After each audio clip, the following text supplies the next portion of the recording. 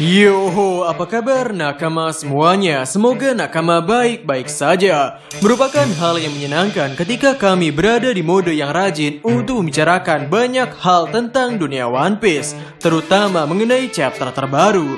Jujur saja, di setiap chapter terbaru itu rilis, kami memiliki pemikiran kasar tentang apa yang sepertinya cocok untuk dibahas. Namun terkadang, di beberapa momen kami merasa sepertinya topik ini tidak perlu dibahas, atau sepertinya hal ini tidak menarik untuk didengar.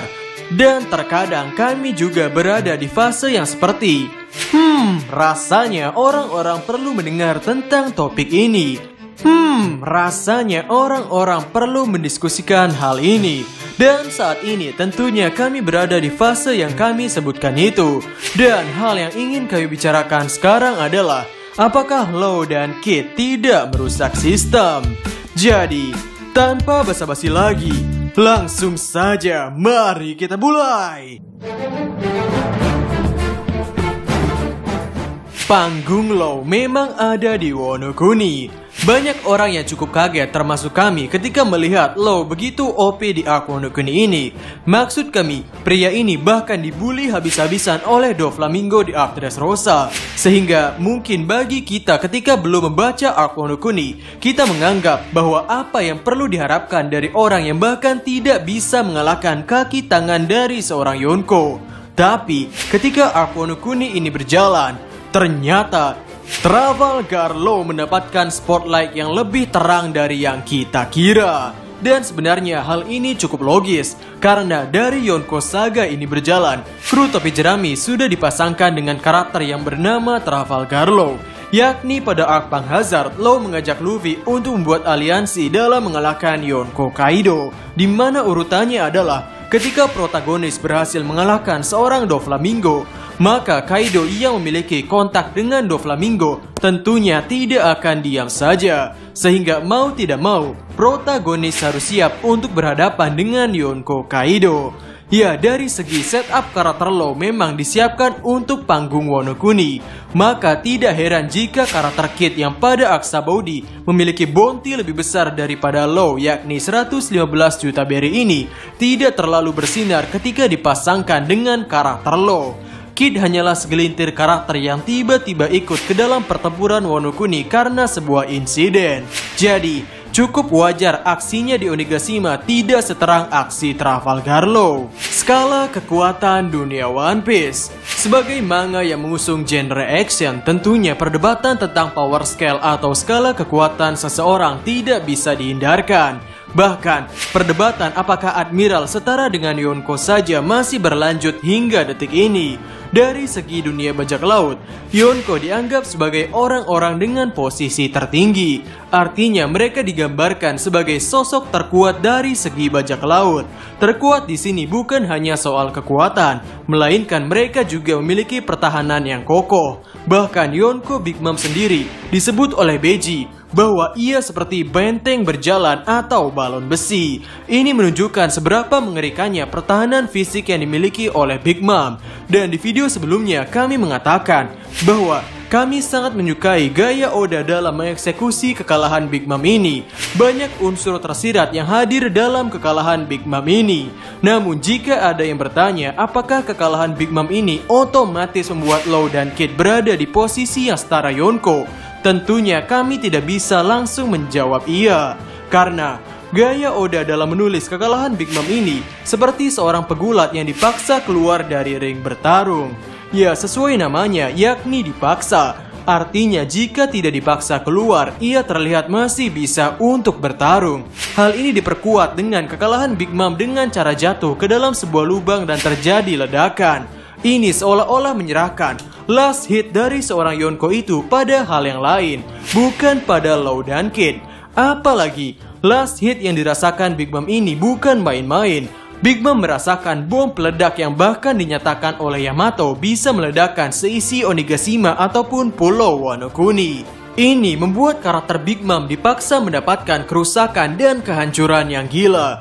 Yang lagi-lagi secara tidak langsung, ini seperti mengatakan bahwa Kid dan Law memang bukan berada di posisi yang setara Yonko meski mereka baru saja mengalahkan Yonko. Dan mungkin kami setuju jika mereka dikatakan tidak berada di posisi Yonko. Karena power scale dunia One Piece akan terlihat kacau jika mereka memang dinyatakan setara dengan Yonko. Representasi dari seorang Yonko adalah sosok monster, orang yang bisa berdiri tegak bertarung melawan ribuan musuh. Monster yang kehadirannya membuat takut musuh-musuhnya. Monster yang pertahanan fisiknya tidak perlu diragukan lagi. Nah, hal ini diperlihatkan sebagaimana takutnya para angkatan laut ketika melihat Shirohige melakukan ancang-ancang serangan. Ataupun ketika Shirohige turun dari kapal Moby Dick dan ikut bertempur. Dan kita tidak perlu bertanya mengenai seberapa tangguhnya fisik yang dimiliki Yonko Shirohige ini. Ditambah ketika Yonko baru dinobatkan yakni Kurohige, para anggota Marine ketika melihat Kurohige memiliki kekuatan gura-gura serta yami-yami di tangannya, para angkatan laut yang melihat itu masang wajah putus asa. Ini menunjukkan seberapa besar potensi kekuatan yang dimiliki oleh Kurohige. Dampak plot armor. Meski kami mengatakan bahwa kami tidak terlalu mempermasalahkan mengenai Law yang dibuff habis-habisan, kami justru menikmati pertarungan yang terjadi antara Law dan Kid melawan Big Mom. Tapi bukan berarti Law yang dibuff habis-habisan ini tidak memiliki dampak. Momen yang kita rasakan saat ini sama seperti ketika kita pertama kali melihat kemenangan Luffy atas pertarungannya melawan komandan pertama bajak laut Big Mom, yakni Katakuri. Yang kita semua tahu, di momen itu, plot armor yang didapatkan Luffy sangatlah tebal sekali. Mungkin saking tebalnya bisa bersaing dengan make up ibu-ibu yang akan pergi kondangan. Saat itu meskipun Luffy berhasil mengalahkan Katakuri dalam pertarungan 1 versus 1, namun banyak dari kita setuju bahwa di momen itu kekuatan Luffy tidak berada di posisi komandan pertama seorang Yonko. Kemenangan Luffy yang tertolong akan plot armor ini menurut kami terjadi juga pada kemenangan Law dan Kid saat melawan seorang Yonko. Plus minus sebagai pemenang.